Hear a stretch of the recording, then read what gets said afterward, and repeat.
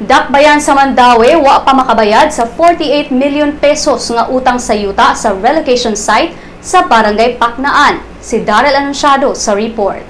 Dakbayan sa Mandaue nasutang wala pa day nakabayad sa 48 million pesos nga kuwang sa usa ka 6.5 hectare lot nga gigamit alang sa relocation site sa Barangay Paknaan.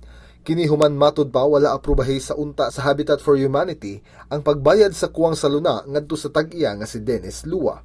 Matud ni Housing and Homesite Regulation Officer Tony Juanico nga naniningil na og 50% nga kuwang ang tag-iya sa luna. Ang maong luna ang gigamit nga kapuy-an sa mga lumulupyo sa mga pang-demolish nga balay nga nahimutang sa danger zone sa dakbayan sa Mandaue.